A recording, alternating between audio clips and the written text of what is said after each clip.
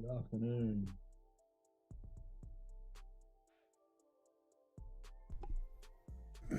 Good morning. Good afternoon. Good morning. Okay, mate. How are you? Really good. Hi, Hayden. Hey, Rob. How are you, mate? Yeah, good things. Morning. Good morning. Gonna see a new Yeah. high here. Good. G'day. G'day, g'day. Oh, look at that. Is it going to break? Yes, sir, it is. H1 is looking that way. Yeah. M30 that way. There's a little dot over here. This is annoying me. Just noticed it. See a little dot on two of them.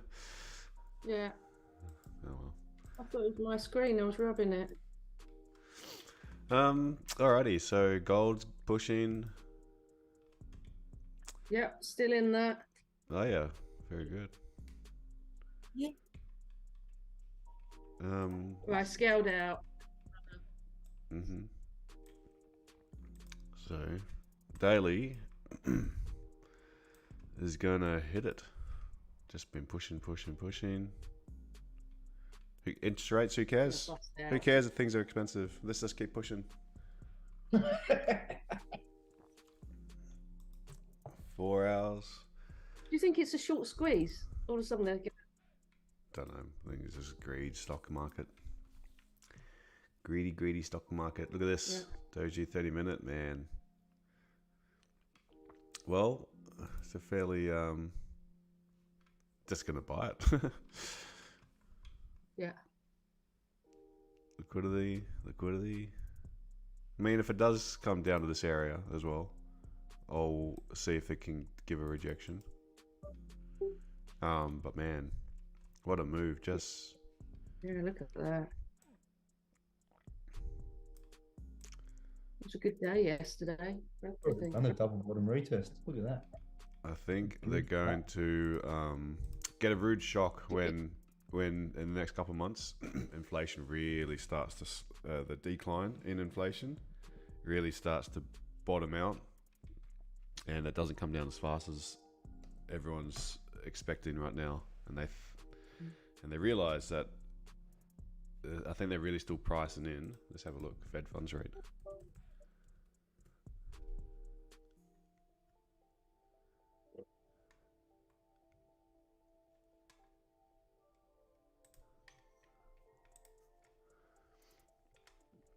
So next meeting, 5 weeks, 5 days, end of July. Anticipating the pricing in a hike. September. Small chance of another hike, doubt that.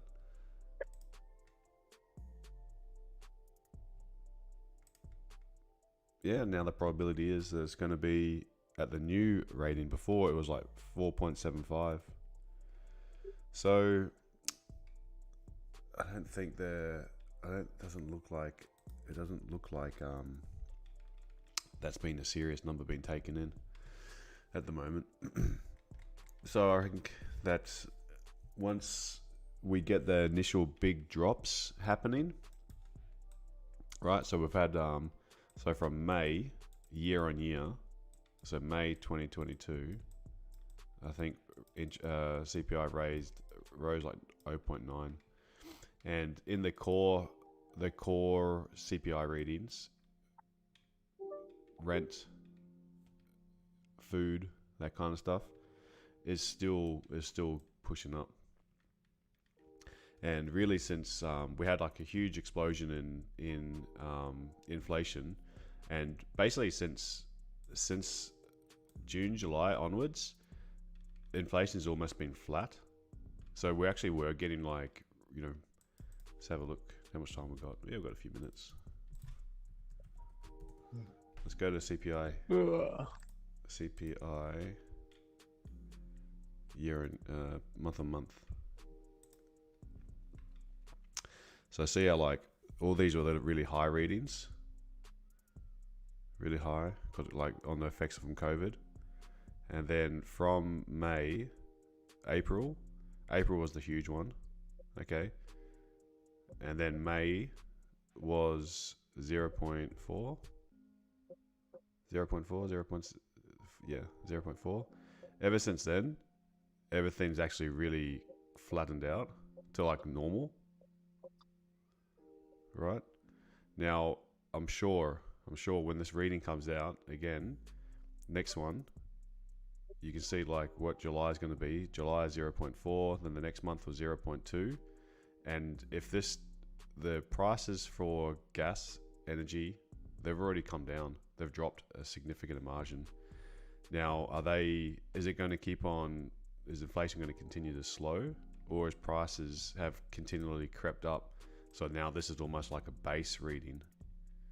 So then if it starts getting like 0.3, 0.4, which doesn't seem like a lot in the next couple of meetings, you're going to see inflation start to rise again.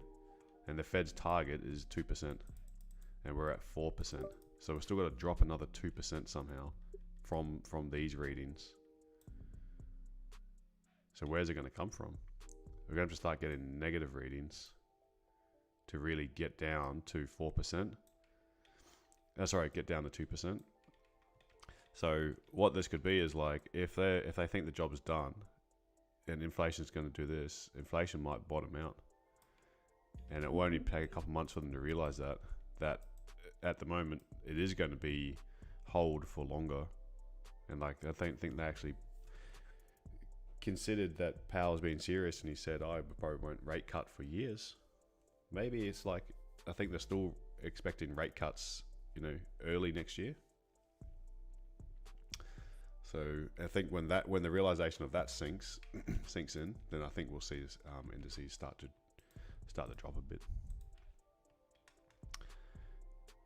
And the euro and pound, ECB and BOE, they're far more bullish, more hawkish. So I know the US stocks are driven on the AI craze and earning potentials, but these interest rates, man, they're gonna kill it. There's got to be a correction at some stage, because like valuations is just insane. Like, how are they going to achieve that kind of valuations? Like, expectations are huge. So we'll see. What we're going to do is play the cards that are dealt to us. Exactly.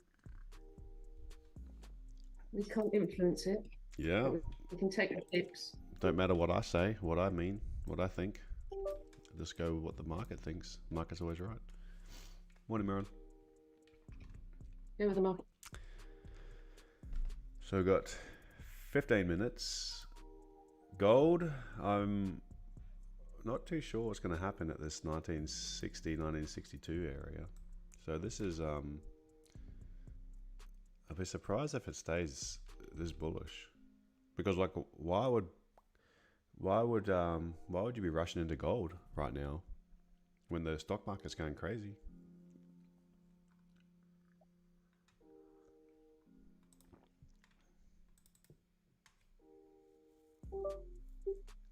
Safety. For what? Don't know. Exactly. If the Fed's paused, then why would they put money into gold? You'd be putting money into risk assets, growth assets. So this double monthly level, 1926, 1928. That's a like this candle here, huge volume.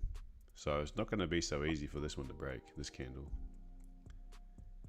So I think that once price pushed down into it, it's just had an instant reaction, because this is as cheap as it's been for months underneath all of this. So I think this could, I wouldn't be surprised to see us break down. We've got clean candles underneath here. We've got a doji over here as well. And I think I think this first time push, I think this is just a pullback. I'll be surprised that if this continues to push up again. I mean, I could be wrong for sure. But I'd say that we've got all these candle wicks from above, I'm still bullish on it. Cool.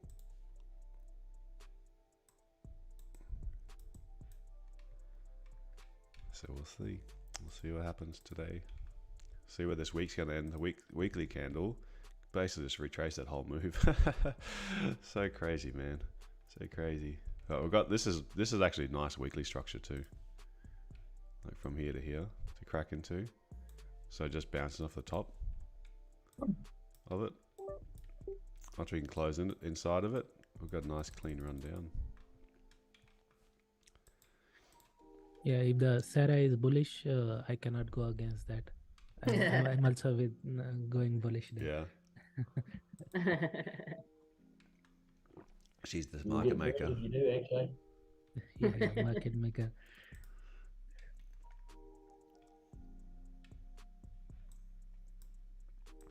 Yeah, interesting to see how today's daily candle close. If the weekly candle is closing bullish one, On gold then, or German? Gold. Yeah. Then we are definitely going to the upside on weekly candle. It's like it came back to retest that zone. Yeah. One more time. And the difference between last weekly candle and this one is it took out that doji low, this doji low. But this has to close bullish one.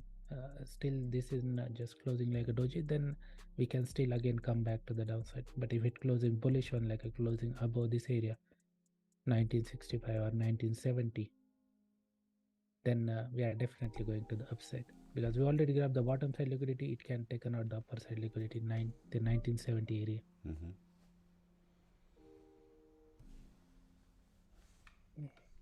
Yeah. Like a little pullback to top it up. Got my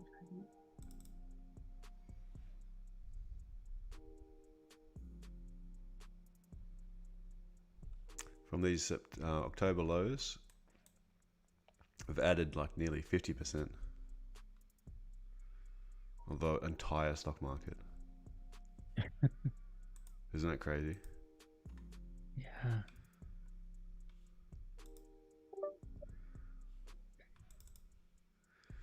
So daily, got a little doji here. What I'm expecting on this one is pretty much just a bit of a straight push, but I wouldn't be surprised if price comes down and retests this little blue zone first and then pushes up. But the way that price is forming here, it don't need to. It could just do a straight push. But because it is because it's a Friday and because this is the all-time high, I'm scared. I'm scared of taking breakout longs above it because I could just, you know what I mean? So I just don't know what's going to react at these all-time highs. It's going to be explosive either way, I reckon. And because every time we've been touching it, we've been seeing some fairly significant pullbacks. So I'm wondering if because we did it a couple months ago. We hit the all-time high here, 19 May. This was at the time all-time high, huge reaction. Come back again, hit the all-time high. Not a huge reaction, but 170 pip reaction. Making a new all-time high, maybe we'll only have a smaller reaction, but then we push up. But we are having reactions every time that we hit this area, and because we've got 7.5 minutes away and we're just about to touch it again, I wouldn't be surprised if London has a smaller reaction to then push up. So I'm bullish. I can't not be bullish with this, and I can't not be bullish given how I've got hourly engulfing candles with a little doji. Just this one does need to close bullish, so it's still got another 7 minutes. That could change its theme a little bit. Let's go to 30 minute. 30 minutes the same. That's the same candles already closed now. So unless this candle's going to negate it, I highly doubt that's going to happen in the next 6.5 minutes. 15 minutes. Yeah, there's only a small little. It's like only a 30-35 pip German range This is the German open candle, wick down, started pushing up. Now, is London volume going to just give us a clean push? Don't know. We'll have to see. If you are going to go for it, keep risk low, of course, as always.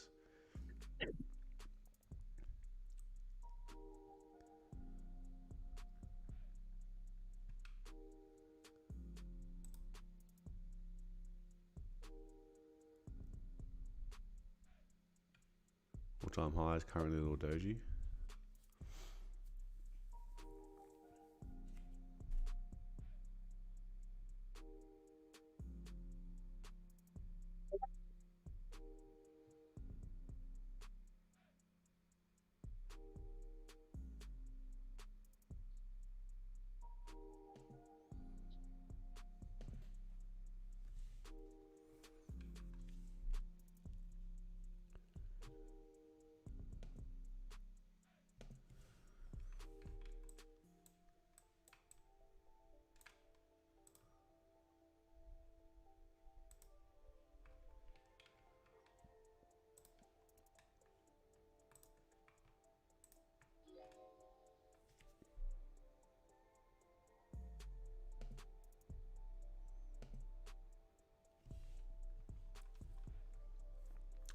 All right, come on, man.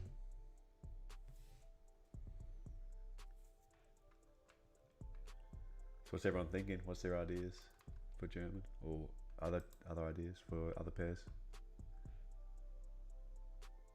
Oh, my internet connection's unstable. I'm hesitant to pull that straight on. Sorry, mate. I'll be looking for bars around 16. They're 16,300-ish. Yeah. Yeah, that's where I prefer to be buying from. 8 cap chart looks very different to Pepperstone. 30 minute, yeah, probably. I think it'll just bust out. Yeah, my bias aligns pretty much with what you're already said, Dave, and I think it's going to go wrong. Mm-hmm. Don't have any news It'd today. be nice if it pulls back before. Yeah, it would be nice. Yeah, that's what I was thinking. Just let this candle pull back. Just down to, 16,306-ish. I'd be happy to just buy impulsively from there. Mm-hmm. If it dips deeper, even better.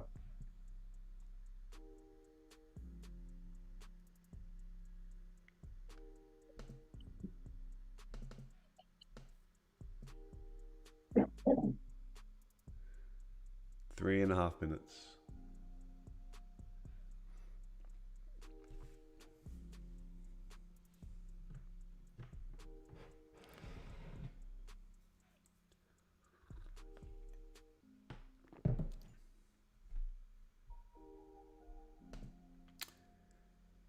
Dave, did you understand my answer for the leverage margin question you had?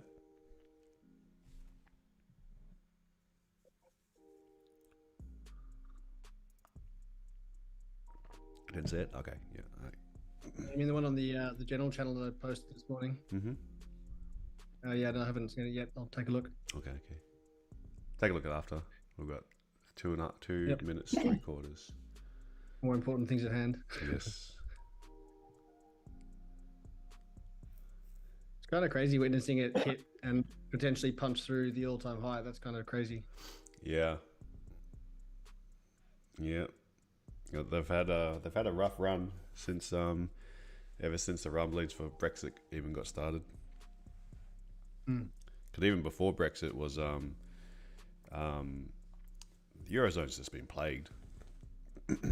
Like with Portugal, Italy, Spain, Greece having like a drain on the economy. The other ones are having to prop up. Greece defaulting. So they've been subdued somewhat. Was that stocks? Yeah. Yeah. No. Like just Eurozone in general.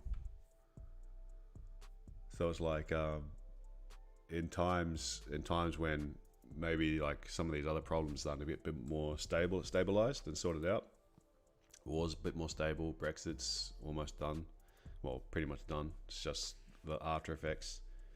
All of those things means like that a lot of these stocks, even though they were rising, they probably weren't rising to potential as much as they could have.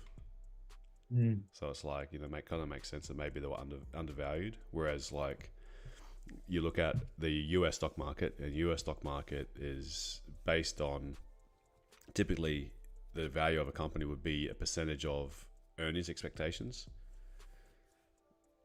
Whereas that's now like inflated. So instead of like saying, for example, the stock price would be an eighth or a tenth of what earnings expectations would be, now it would be, you know, it's multiplied massively more than it used to be. Whereas German 40 and stocks 50 and all that, stock 60 and all those things, they're likely to not have the same exceeded expectations because they've always had lingering problems in the whole Eurozone.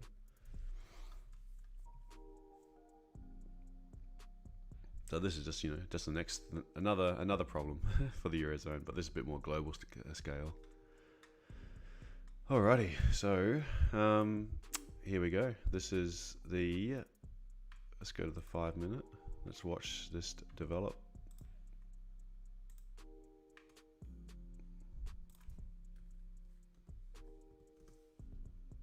Okay, this is the open, straight down. Initial little push, 306.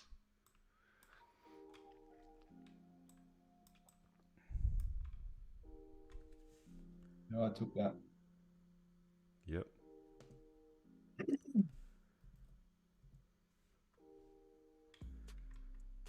See if I'm right.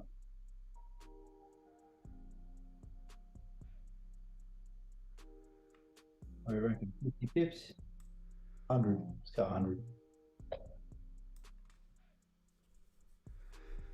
Well, we've seen the average range on a normal day would be 120. I think my terminal was frozen. Oh yeah. 120 would be the normal if it's normal volume.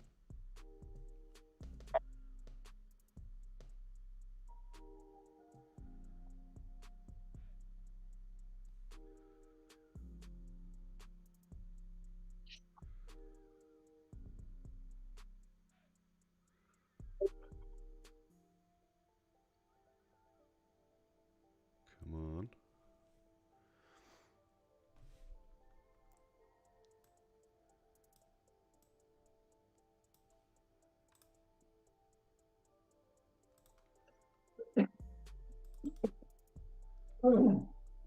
This is the Euro hour. What a time for my internet to crash.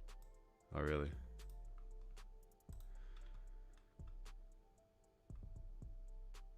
I'd like to see it manipulate the low first.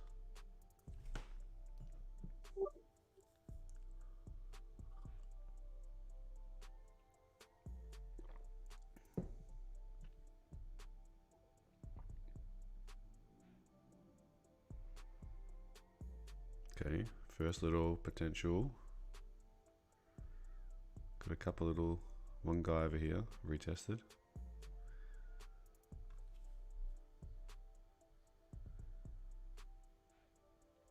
So I see this candle, respect that candle. That blue one next to it on the 1 minutes.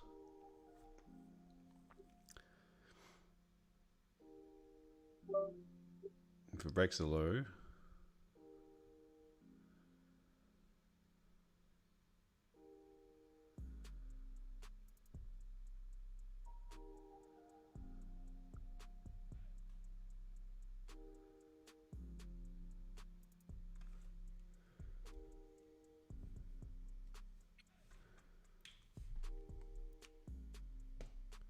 alrighty.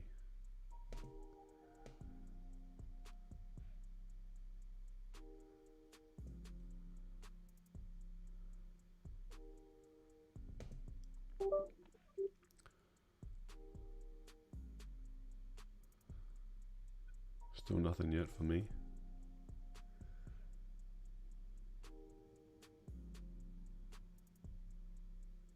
at weekly pivot point. Yeah. Oh, broke the low. Okay, nothing here. Nothing happening yet.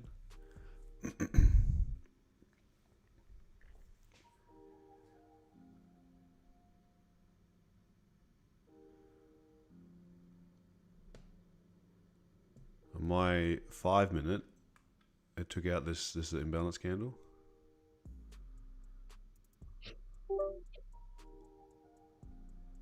On my terminal.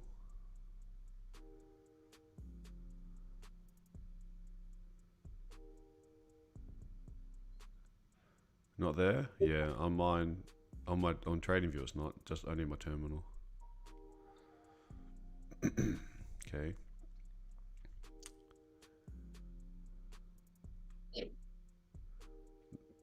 The moment the open, picked up a little, this could be a little sell to buy move.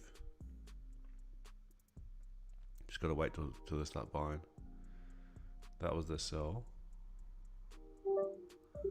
Are these buy wicks?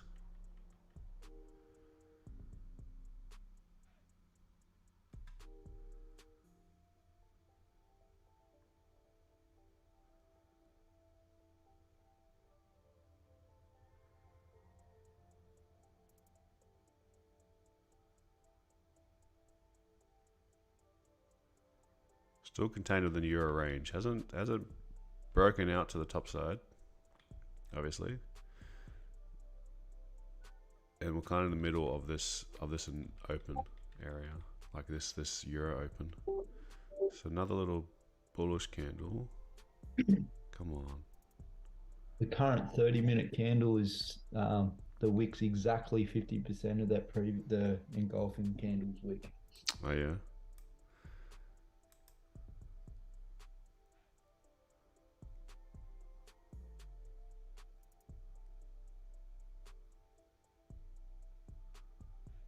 So it looks like it's gonna.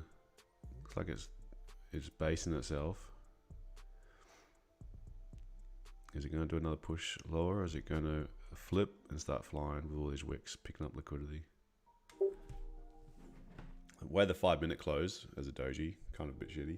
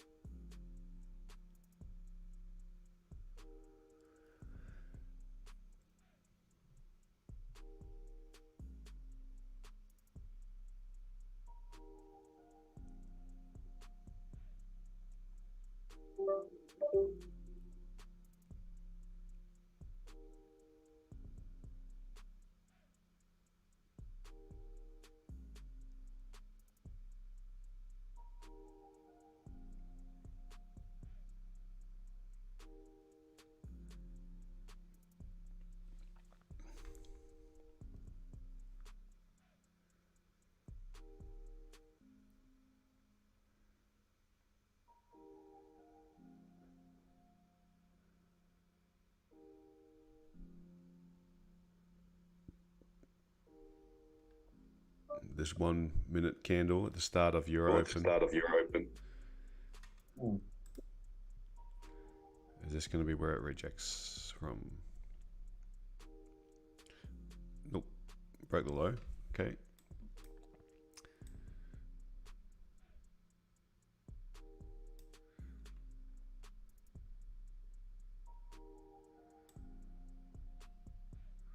Now this blue zone was where this is where I wanted to see that rejection from.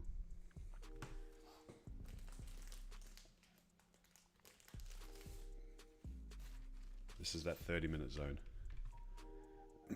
Over here. This candle here. And then buy from that zone? Yeah, that's what I'm looking for. Like, with confirmation, of course. Yep.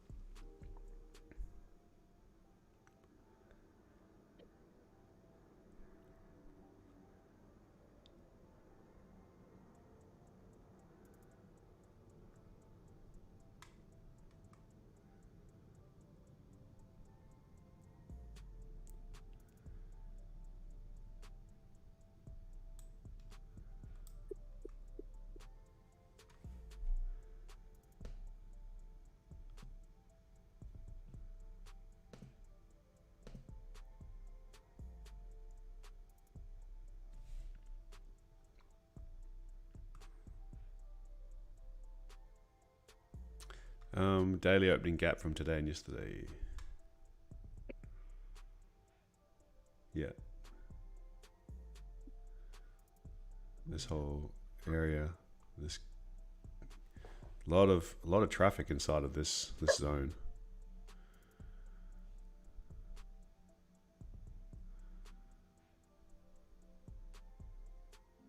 Got clean candles on the way down. This candle just closed, 1 minute closed as little bullish, rejecting the low, pushing back up a little bit, just a little attempted push. Is this just a breather candle before another push down, or is this going to be the first sign that price is starting to slow? We've gone bearish now, okay.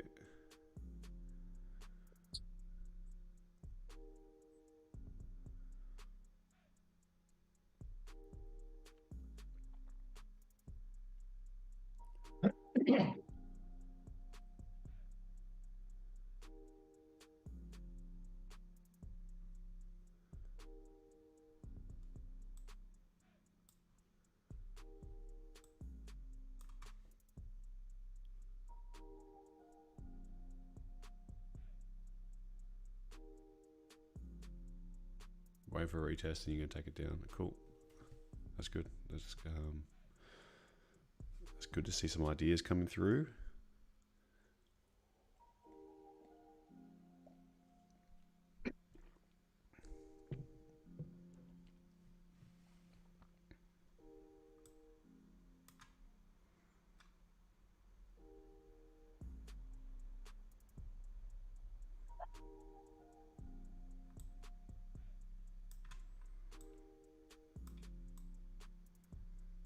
Saying H4 is looking healthy for the sell.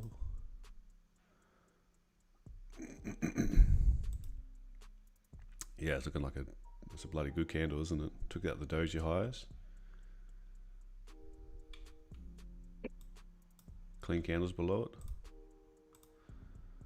Wasn't that yesterday's high? Yeah. That wick? Yeah, it was. Yeah. All right, hit the blue zone. So the good thing about waiting for confirmations is you don't just buy or sell from a zone blindly, because at the moment like momentum's to the downside. But was this a sell to buy moves? Like waiting for price to get into your zone of interest and then set up is important, because if it doesn't set up and just keeps on going through, then it saves you from taking the trade. Okay, we broke the low of the 30-minute candle now.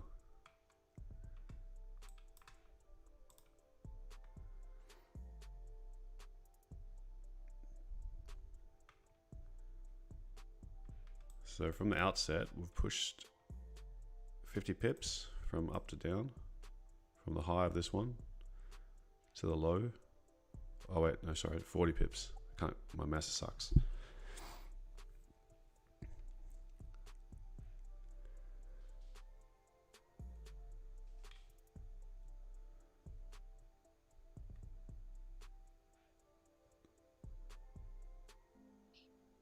Took Asian low.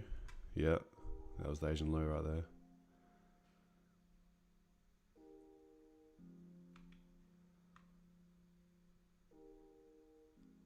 Come on, man.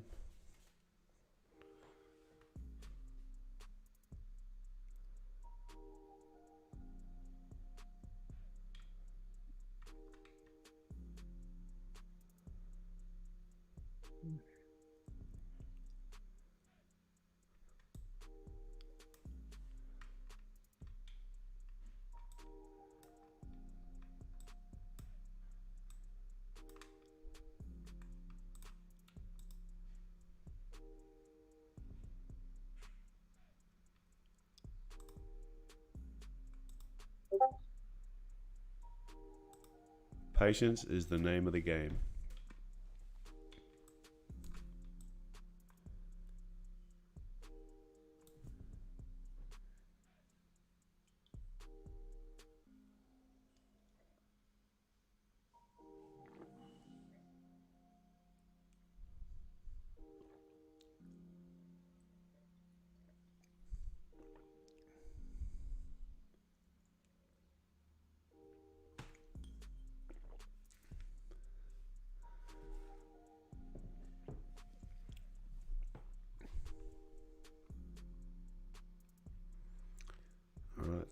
So it's taking out that one.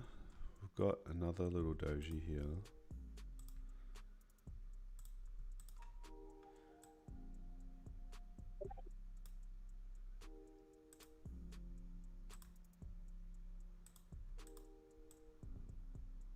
Did anyone take those cells?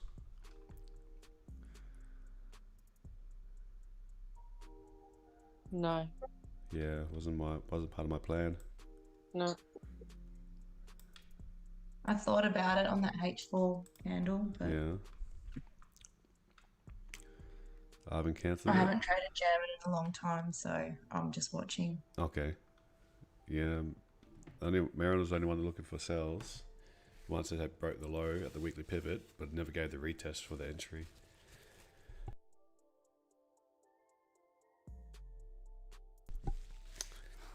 I'm only looking for buys here still.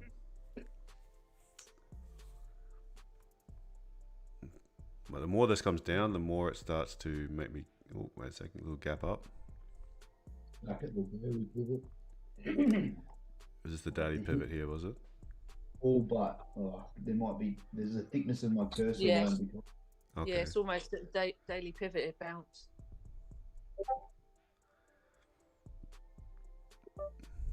The close was at yesterday's daily pivot on the 15th of that previous bearish candle. Mm-hmm. We shall see.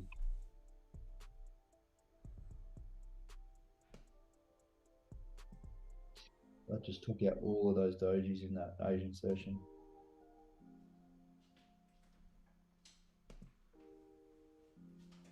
The 15 is the only candle that's closed below that blue level. Yeah.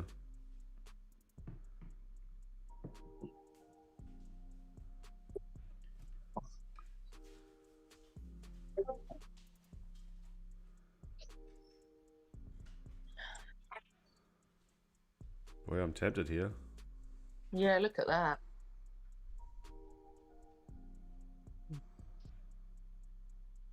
Come on, push, push, push.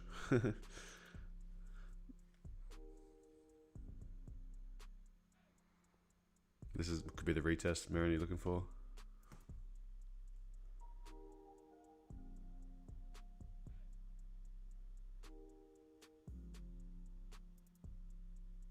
Push, push, push.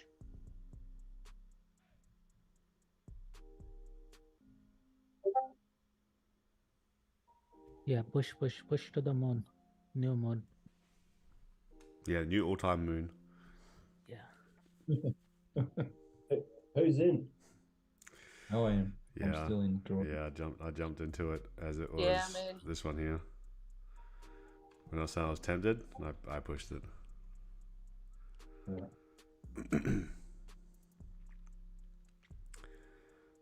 I'm not confident that this is just a retest though. So like, Read my mind, Hayden. Yeah, I was just thinking the same. That retest the bottom of the Euro session. yeah, like if it comes back to my entry, I'll probably close. Will fall to hell.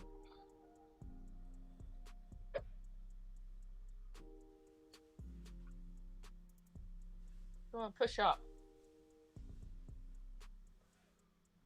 Let's go. Come on.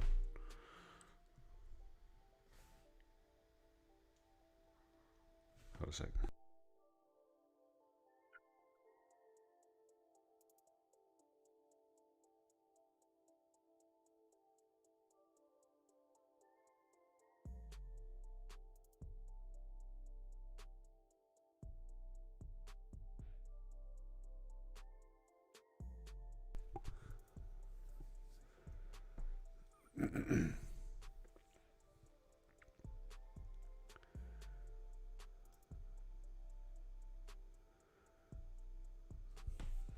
So if this is rejected and breaking this low, then I'm not going to let this one push into drawdown because I feel like this was a risky entry.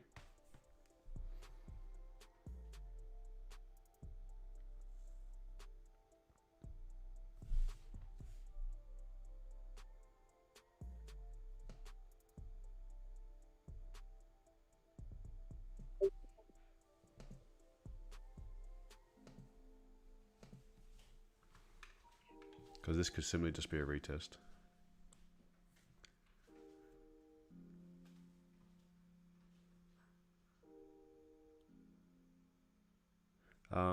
It is filling the fair value gap. If the 50% is broken, then it goes higher. You mean like if it breaks this one again? Yeah, that's what I was thinking. Like the better confirmation is waiting for resistances to be formed and then broken, and support's been left behind. At the moment, it's just forming resistances and breaking these supports. There's a new resistance.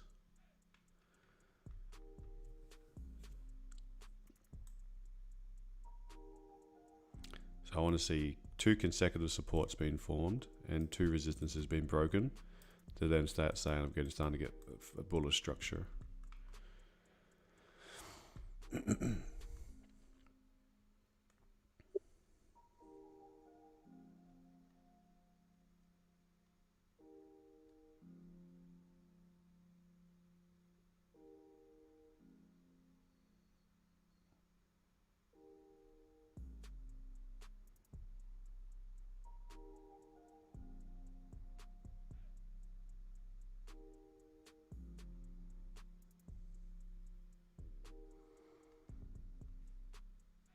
Go on, push, push, push, push.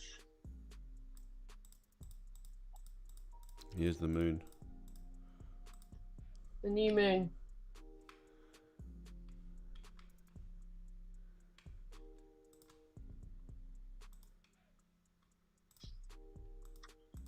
Come on. So it's broken the first resistance. It's created a support. It's got 1 support, 2 supports. Now we want to see a second resistance broken. I feel like gold yesterday, mate. No resistances, just straight boom. Yeah, man, far out. That was crazy. Oh man, I closed that for like something silly, like 35 pips down the bottom, and it just exploded. Oh yeah. 35 is didn't nothing to really- sneeze at, mate. Some people only take 11.2 pips. I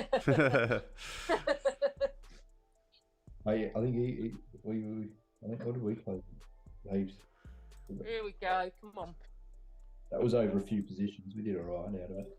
Yeah, nice. Yeah, you guys sound like you're doing great. Come I on, know. keep pushing. Go on. Because this is the other thing I'm worried about is we need to. So many times we get a breakout of the German range, opening range, and it retests the halfway. So should be running around 20 pips in profit at this stage. Are you scaling out of any? Um, I'm break even. I'm like, I just don't want it to come. I'm pretty much a break even. My stop is just underneath this candle here. Actually, I'll put it under here then. So I'll take a small loss on it. I might close like 20%. Because then that will factor in that will be basically break even. Yeah, I'm gonna do that. So it's not as easy to just instantly close something. It's set to half, so I need to manually do this. All right. So if it comes back now, I've just closed like a tiny bit, so that I don't have to bring my stop to break even. But if it stops me out, it'll be break even. Otherwise, I'd like to see this. I think this has got good potential to hit that all-time high now. Oh, here we go. Come on, you got to close above here. Stop teasing us.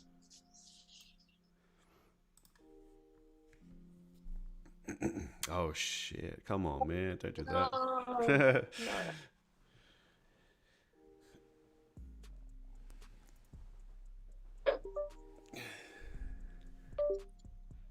No. Did you secure something? Yeah, I did.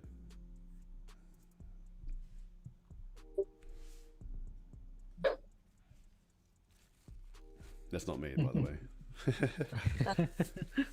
He's Took somewhat some short, more mate.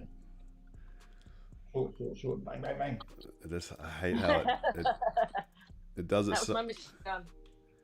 it does it so often when it comes back and like a retest around the halfway point.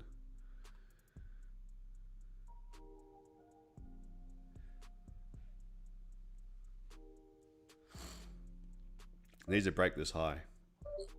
Go on, push. Yeah, come on.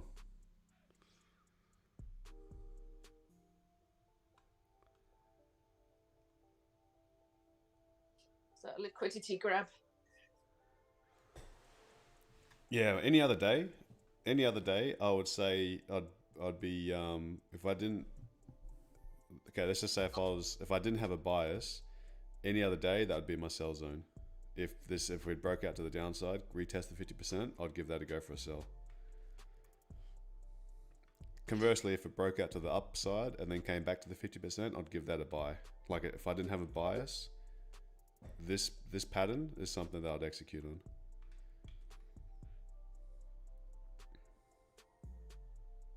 Second structure, back. 1 minute second structure pullback. It is Go a on, second push, structure, push. but it's just something I noticed with German 40 that this is your opening hour, and no matter what way it breaks up, if it breaks up and then comes back to the 50%, then that's a good option for a buy. If it breaks to the downside, comes back to 50%, then that's a good option for a sell. It's just the way that it breaks and retests. Because I've got a bias and I'm in a buy, I don't want to counter trade my buy or counter trade my trade that I've got on.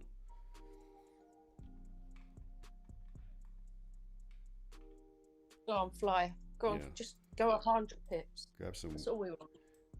500? 500? Get some wings. Yeah. Just 100 today. Get some wings.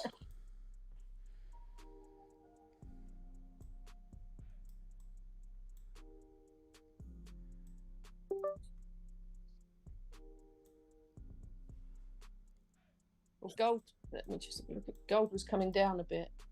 It's Oh, at no, it's going back. 1961. Yeah. Come on.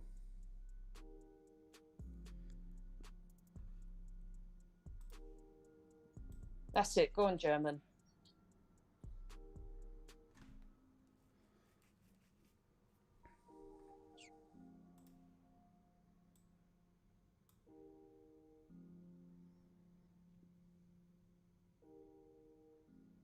Five-minute wick fill.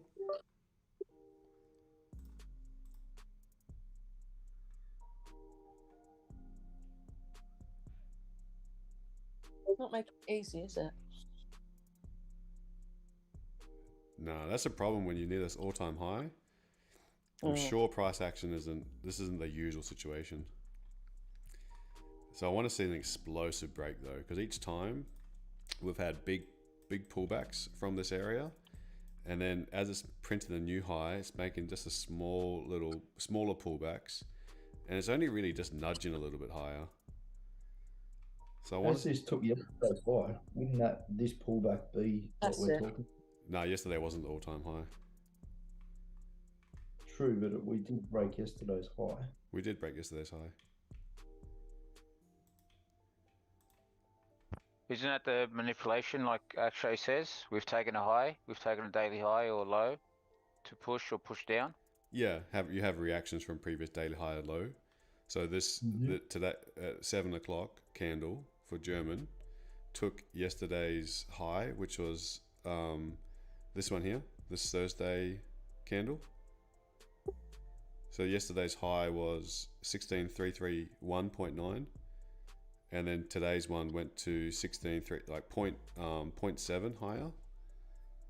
But then the recent all-time high was made on Wednesday. Is that what you're saying, or am I getting confused here? No, I'm not referring to the all-time high. I'm just referring that it's manipulated on a high time frame, taking yesterday's high to push down. Yes, yeah, and create a new. That's all I'm saying. And created a new bottom wick.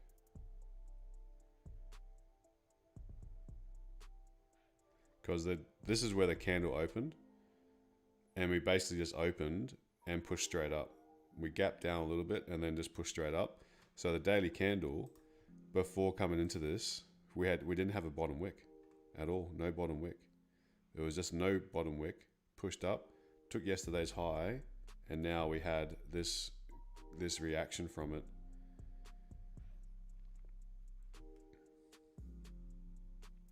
But what I'm saying, from the all-time high, we've only nudged a little bit higher, and we've had a reaction, and then a nudge higher, then a reaction, then a nudge higher, then a reaction. And normally when you see these big levels, price explodes past it. Well, that's for gold anyway. I mean, I've only seen all-time highs broken on German 40 twice. I wasn't present at the first all-time high to see what it did. But both other times, it's only literally just tapped higher, then had a big reaction. And Front 40's pushing up. oh yeah, with gold, if you have like a significant level, doesn't have to be all-time high or anything, but if you see like a significant level that's really holding, you get like a 200 pip flash crash. That's what I want this one to do. I want to see 16,500 hit.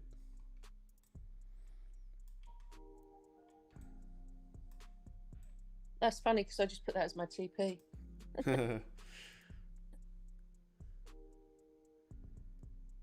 So, failing to break this second structure, rejection wick, so the doji, retest midway. I don't like this if it's breaking this low.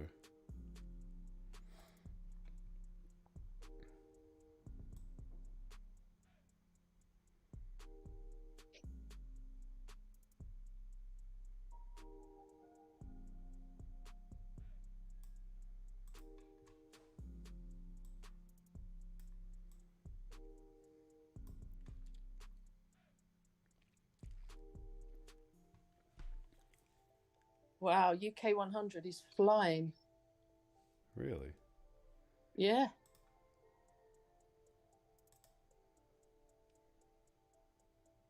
Well, I've got a little notice of service termination. What liquidity? What feed are you on? That's smart charts. Oh, okay. I'm gonna have to looks like currency comma are they're gonna die this weekend. I have to find a new provider for UK 100. No biggie. Where's France? Franca. Francais. Come on.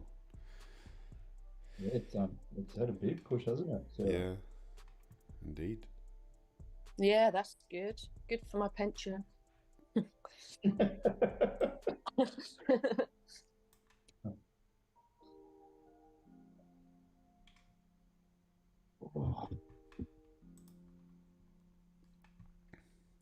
Yeah, it's really pushed. Go on, German. Follow the UK 100.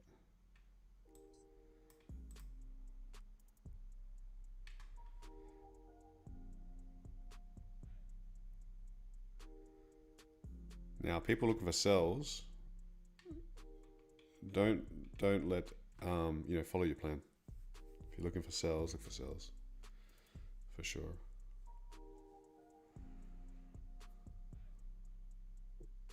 I hope you're not going to get another couple of hours of sideways. Oh yeah. Even in a couple of hours. It just kills me. It kills me unless I'm in it, even when it's just doing this with very little pullback, that also kills me. This kills me. This kills me. What I like to see, I like to see this. Or like big ranges. This week has been just diabolical for big news though, which has led to like weird price action beforehand.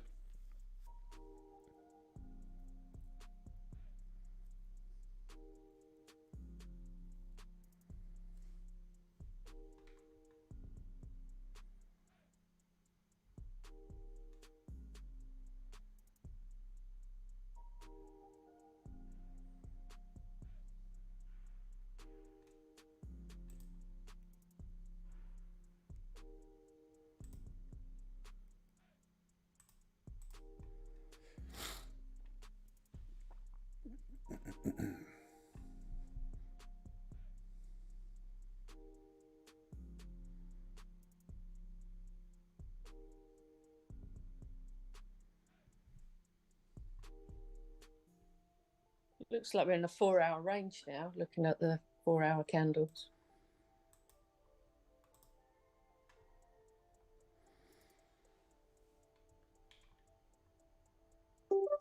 I think this is the make or break line. But it's going to be it's looking like it's just gathering itself for a late move as usual. Like steady moves from like 9:30 maybe onwards.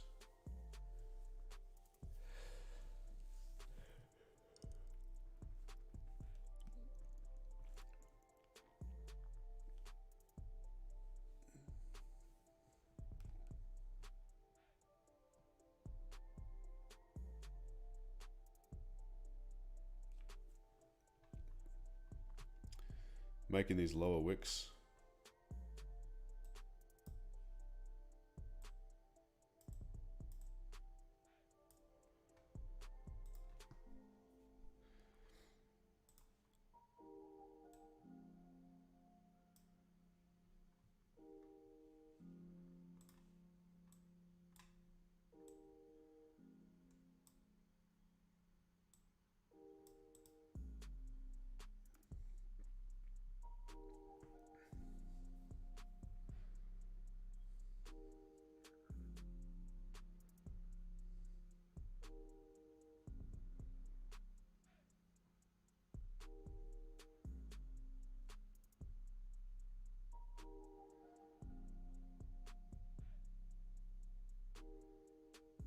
Come on, push.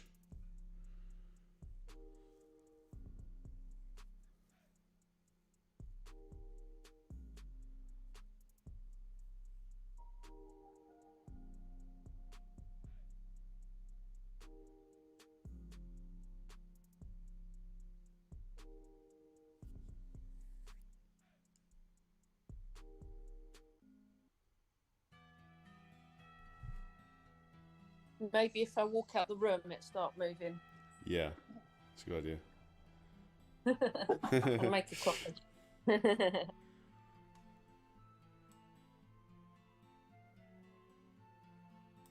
I'll pretend to close the stream as well. That'll make it move.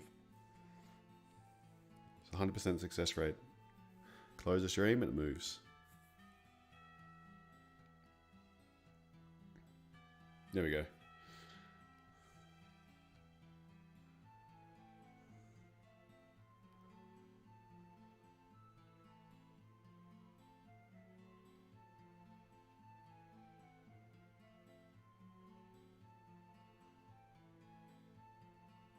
Come on, man.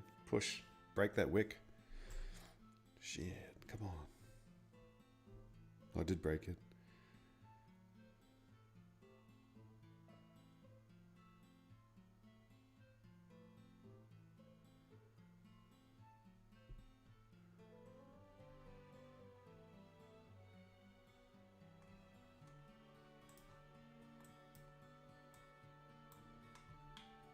Okay.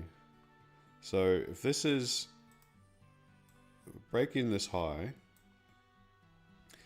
if this is a true reaction from here, and we've broken this price pushed up, have a little breather, this bearish candle, then really this bearish candle needs to hold for it to keep on going up. Broke the high.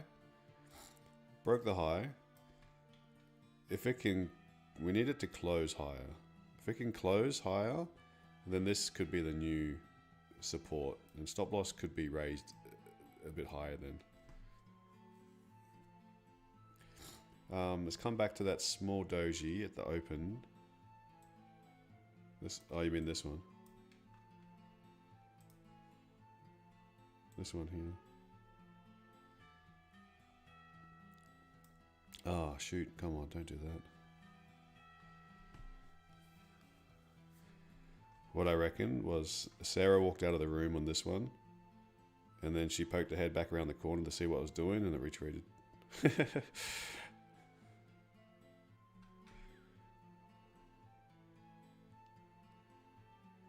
I closed my long, so it should go for you now.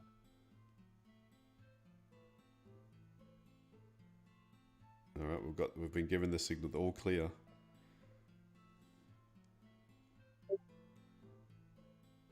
clear to move now.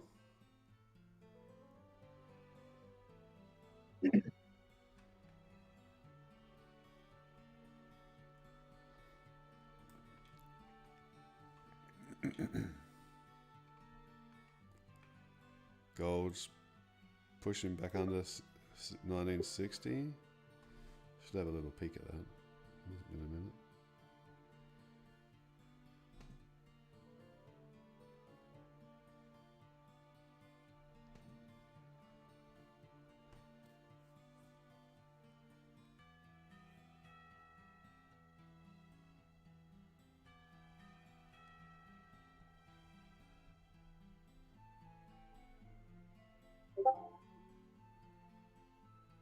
That's it. Go on, push. Oh, you're back. Got my coffee. As soon as you walked out, started pushing, and I thought when it retraced, I thought that was you coming back to check on it quickly. I was like, whoa. 5 minute closed just above the body, so it's creating higher highs, higher lows. So now this is, we really don't want it to be back underneath here now. Got wicks to fill. We've got an all-time high beckoning. Go on, push up.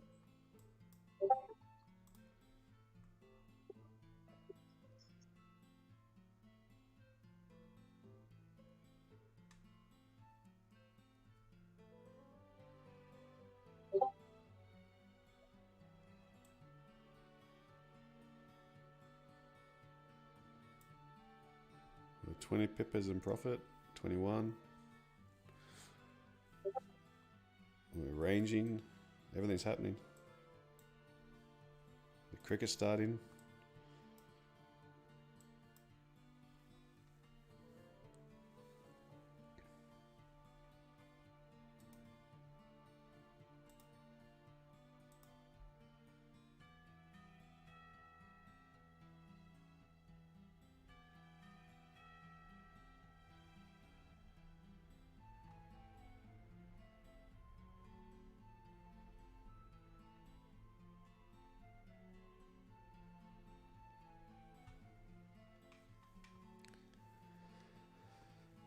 Come on.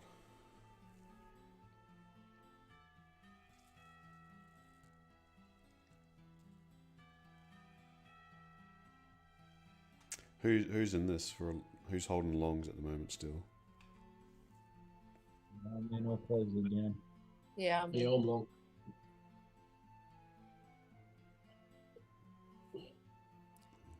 That 1 minute just looks like it could flip it in a second. Yeah. Might not, but it's not filling me with confidence. Sure. go on, push, push, push. Yeah, come on, push. If you are, don't let it become a losing trade, that's for sure. No, I'm break even. Mm-hmm. Oh, okay. Yep. See you later, Mirren. Here we go. Here we go. Break above that eye. There you go. Push.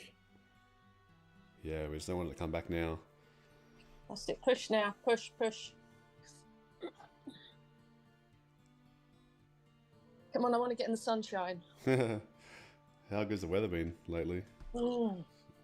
Sitting Oh, here it's in a beautiful. singlet. It's amazing. Had to put the fan on yesterday. What Yeah. was it, 20 degrees?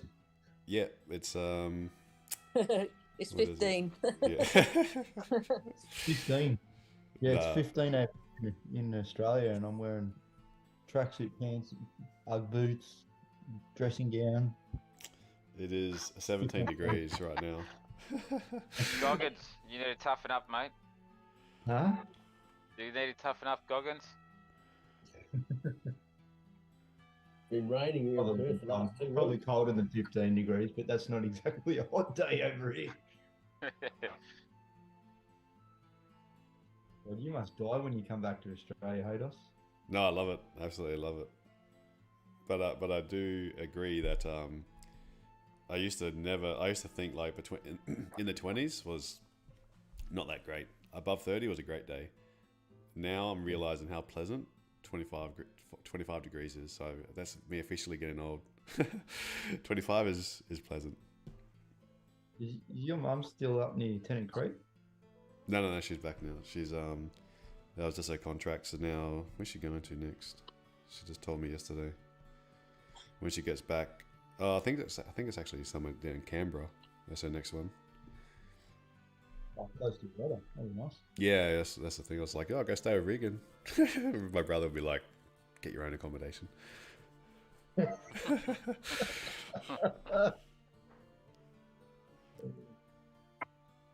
a lovely thing Come on, man. Go on, push. there. Wrong. Slowly going up. Yeah, it's slow. It's slow for sure.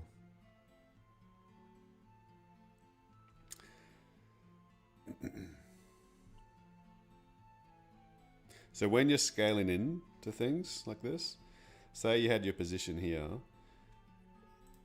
don't put the same risk on for the next trade. Do like half the risk, half the first trade's risk for scaling in. Because the idea of like, it's a good idea to scale into winning positions. A lot of people scale into losing positions. But what you do is like, say you risked 1% for a trade going long, and say I was going against you first, and you're happy to risk at 2%. What you're doing, if it's going down against you, then you add another, you scale into losing positions. What happens is now that your first intention for the trade was your initial risk, and now you're likely, well, if you scale into a losing position, you're actually putting yourself at a position that you're going to lose more than you originally anticipated. Even though the upside, if it does turn around and goes in your favor, can be, you know, you've scaled in and you've added more weight, but it's coming down against you. So that initially, that's you know, you don't want to be doing that. If you're taking a position, say you risked your 1% and price was pushing up in your favor, it's price a lot of the time isn't going in your direction. So it's actually a good idea that when it is going in your direction, if you're risking 1% and then you decide to scale in, you can only, if you say you add a position at 1% and then you move the first one up to break even, this is going to be your break even point here. So there's a good chance will come back to break even at some stage because price does move in waves. But if it just totally goes wrong and it comes back and it stops you out, you've only ever lost that initial 1%, which is what you risked in the first place. But if it keeps on going, what you're looking at, and you've scaled in, or you're half of that risk, what you're actually looking at, the upside is like at least three to four times your initial risk. You're looking to make 3 or 4 times what you're originally doing if it keeps on pushing up, but your risk at risk is only the initial, basically the 1% that you risked in the first place. You can still get the same sort of growth potential when you're scaling into losing positions, but you're allocating a lot more risk. So the risk reward is actually far worse to scale into losing positions than it is to scale into winning positions. Even though it can be, but scaling into winning positions is a lot harder than scaling into losing positions. But think about this mass and think about that on a winning position, you might be increasing the probability that it will be a break-even trade, but you're not really risking more than you were originally. So think about that, because that means what you can do is risk even less on your initial trade, but look to try scale in. So you probably, at the end of the day, you probably have a lot more break-evens than you do, but then the winners are going to be far, far bigger than if you just went one trade only. That makes sense? So that's something to think about over the weekend, like how to scale in effectively. Don't just go scale in everywhere, but when price is made structure, think about adding like half of your initial risk again onto a winning position which is like already moved, like say 20 pips, 30 pips or something. Should you scale in when price breaks? It's had a pullback. Should you try and scale in at the bottom of the pullback, or once it breaks that resistance? Usually, I prefer the break. I prefer the pullback, but you want to make sure it's like not the very first pullback, because it could just be a rejection. Yeah, so at the bottom of that pullback, or once it pushes up and then breaks that resistance? Well, liquidity style would be at the pullback, like if it's giving you Right. rejections here. Yes. Otherwise, I don't mind you taking the break as well. But you know, you've got to have taking the break requires more mental fortitude, because you're not getting the best position. So that second position is constantly, rarely will it just break cleanly and have no drawdown. It'll most likely keep on coming back. Yes. Oh yeah, and then when you're scaling in, the first one should be able to move that to break even. So if you can't move it to break even because you've scaled in and it's too close to your original position, that means you scaled in too early. So first one should be in profit, yeah, and stop loss should be basically a break even, or be able to move it to break even. Could we do a more in-depth session on scaling in? Yeah, absolutely. Because it all comes down to what we've been working on in the previous ones, that you're visualizing on a particular candle, gold, German 40, whatever it is, you're envisioning that you've got to get like an hour candle, something like this, and that at the time of volume, usual volume is going to be like, say, there's a good chance there's going to be a 100 pip candle, and you can visualize what that is. It's not going to be rarely will it be like yesterday, where we got like a 350 pip move in gold, which is basically straight up. Most of the time it's going to be in waves. So when you are getting that heavy candle, or even if this is a 4-hour candle for currencies, when you've got clean traffic and you can envision that the 4-hour will be really bullish or bearish, that if you got the initial entry, late entries are potential scale-in opportunities. So you can either take the break, which might go in a little bit of profit, but then be in drawdown at some stage, or we can look for the pullback, liquidity style entries to try and get the pullback before going long. Yep. I always seem to do it horribly wrong. Yeah, it's not easy to do. It's not easy to do.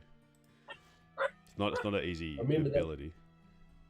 I remember that was one of the first price action webinars you did. And you said that like this is where I'd like people to try and get to in the future, is to be able to maximise their winning trades by doing that, by scaling in. Yeah. I'd rather you have fewer winning trades, but those winning trades are there's a potential you turn a winning trade into a break even, or even a loss. But if you're going to, I'd rather risk 1% to make 4%, 5%, than to leave a 1% trade on, scale into it if it's going against me, potentially lose 2%, or have a 1% trade that's going and I've scaled out, watering it down so that if it does get to my target, which was 50 to 100 pips that you see we regularly get 50 or 100 pip trades, a lot of the time it's only a fraction of what the initial trade was. Yeah. But quite often we are, if you get your entry and do nothing, just turn the computer off. Yeah, sometimes it does completely reverse on you, but a lot of the time, if you've done nothing, it actually hit your target.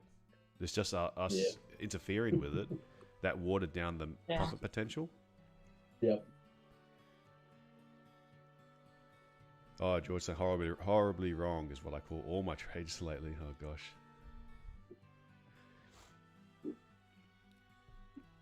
Yeah, we'll do. So what I was saying yesterday, that I've been a bit slow getting content up that I wanted to, just because I haven't had time to be doing it. I've been sitting at the computer a lot with running both sessions and then emails and whatnot. That by the time end of the day, I've spent about 5 or 6 hours at the computer, and then I'm trying to all the other little things going on. I haven't had as much time to properly prepare all the webinars and the content that I wanted to do. And you've seen some of these New York sessions they've been crap lately.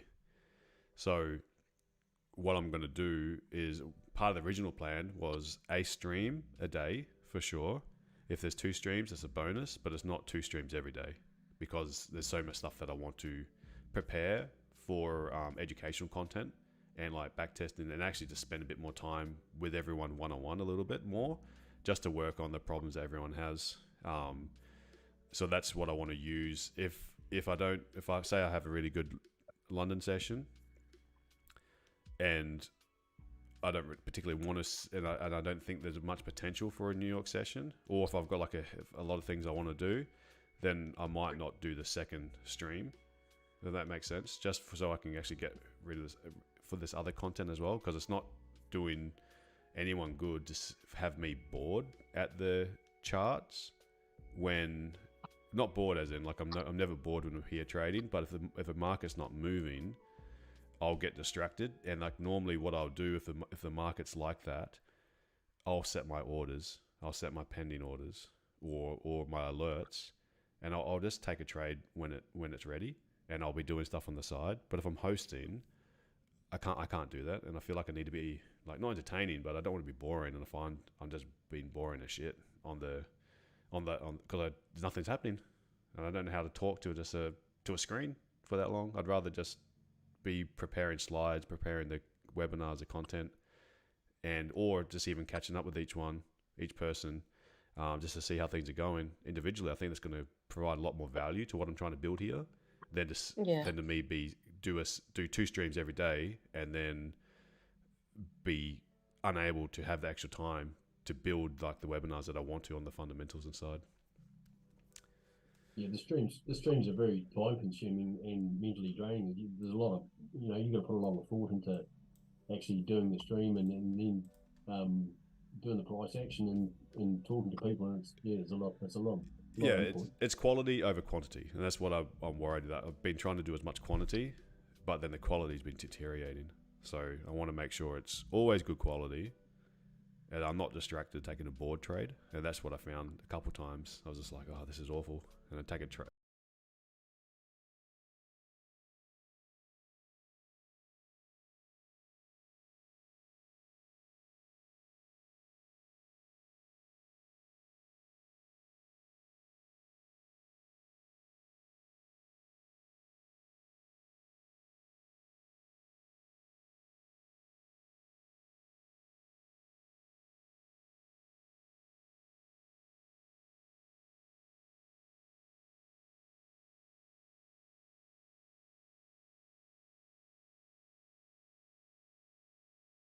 Available during this New York time to answer a lot of questions and whatnot, but not necessarily be streaming at the same time for all of them.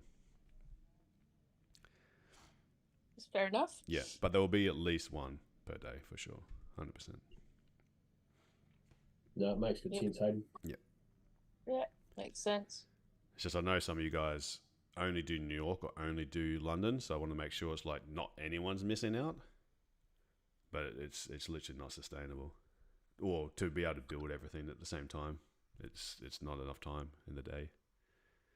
Go on, push. Yeah, let's go. Come on. Come on, push, push, push, push.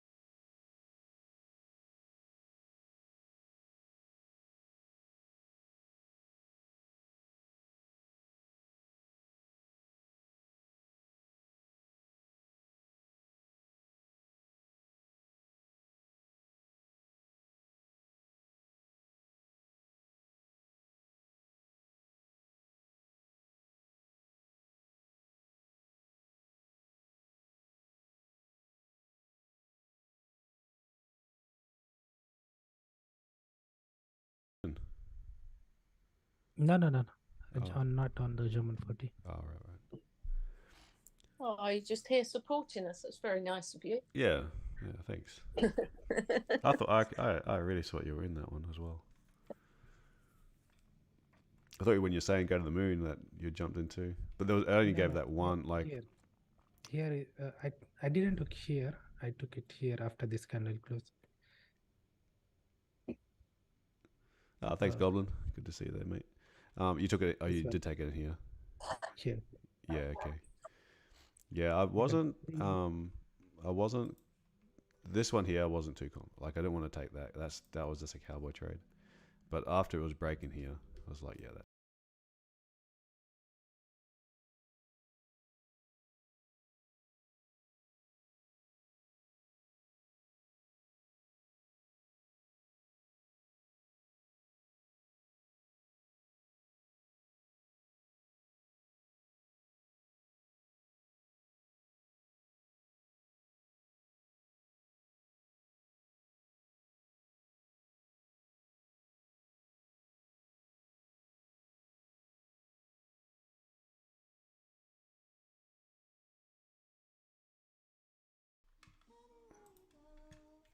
I've got some people from Bulgaria claiming that one as copyright. Which one? The other? The one that was just on. It's annoying because it's I grabbed it from a it's a free one to use, and you've got to put like their rights and stuff like that. Not the rights, but you know they say this one's made for YouTube content, but just out of courtesy, can you please put the track name in the description? And I've done that. And I've got these.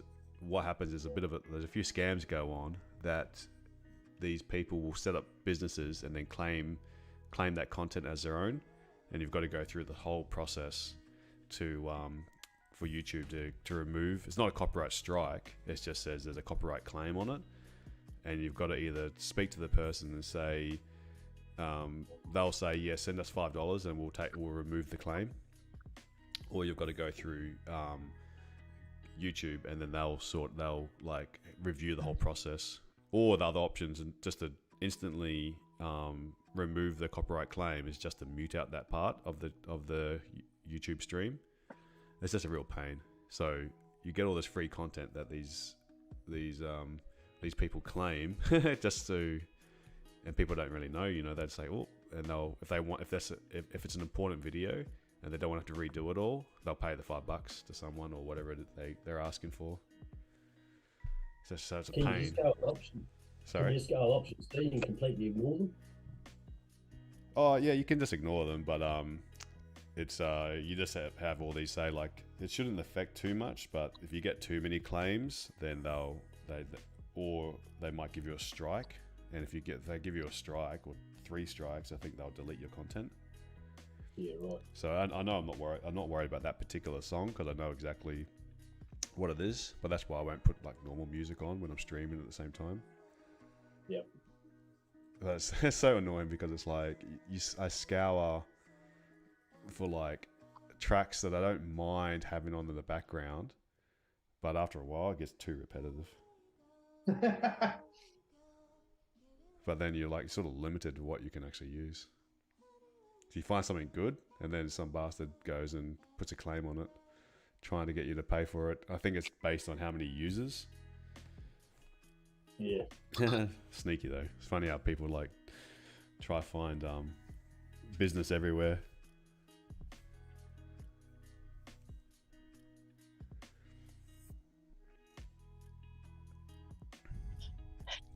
Come on, push. Yeah, sort of retreating from here. Well, it's been an hour and a half. I'm going to I've got to go and do a couple things. So yeah, it's the last day. Like, Mum's got to pack up, and we're going to go to the Cotswolds for the weekend. Hopefully the weather stays nice, and then drop her off at the airport on Sunday. Then Mum goes home. So the saga of Mum being over here is nearly at the end. All right, well, gosh, I hope this doesn't come back. I hope it's just a friendly pullback to create the bottom wick. Or even if this hour candle closes bearish and then the next one closes bullish above it, then that's really good for some upside, because every time we've hit this high, we've never had a candle close above it. Let's go back to this previous one. It was here. We closed up at it, bearish candle, closed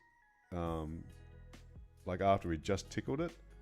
No, this one actually, I think it was, where was the high? Because I think we did beat it by maybe like, where is the previous high? Yeah. I'll have to go to the daily chart.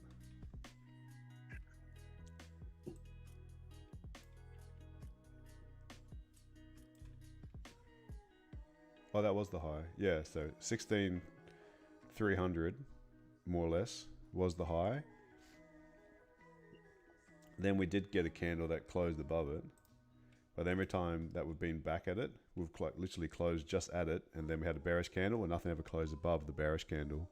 So what I'm looking for here is, I actually wouldn't mind if this one, I want it to keep on pushing up.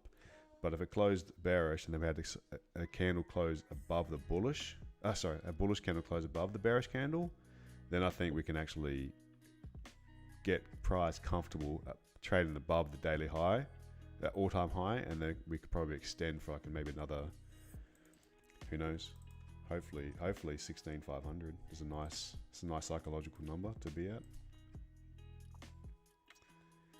But we shall see, okay? So, I'm going to leave it there. Good luck, everyone. Congrats for those that took it. Ones that didn't take it, just keep observing. Keep on observing. You'll build your confidence to take, even if it starts becoming like just small positions, just to be part of it. Or don't just follow my plan, but create your plan as well, and then have a go at it. And then you're either going to have a free lesson, not free lesson, but you have a lesson, or you're going to be taking a winning trade. For you, the challenge is seeing the entry setups. Yeah, okay. It's more about the zones, right? Focus on picking zones that reactions happen before the setups as well. The setups can happen anywhere, but you only want to take the setups that happen at your zones. So try identify higher time frame, 1 hour, 4 hour areas, points of interest that price can turn around. That would be liquidity wicks, could be dojis, could just be traditional support resistance, could be Asian high, Asian low. Okay, things like that where you can anticipate. Put a couple lines on your chart. See if price is starting to react at some of those lines more often than not. That will then give you confidence that you're starting to pick the right areas, and then we can refine the entry setups. Okay. Alrighty. Oh, you got a good trade out of it. Good one, Nigel. Beautiful. Oh, you're out completely of it. Yeah, that's not a bad spot to take. I mean, we're operating near the all-time high, so it's not normal. It's not an everyday occurrence. This is going to happen. So weird things can happen. Anyway, take care. I shall see you guys. Trade safe. If I'm not driving, I'll tune in to New York stream. Otherwise, I'll catch you guys on Monday. All right.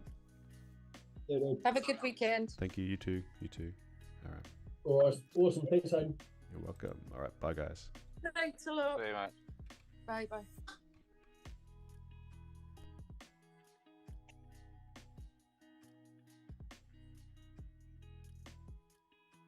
Push to the offside. Yeah, final words. Push. Okay, catch you later. Bye.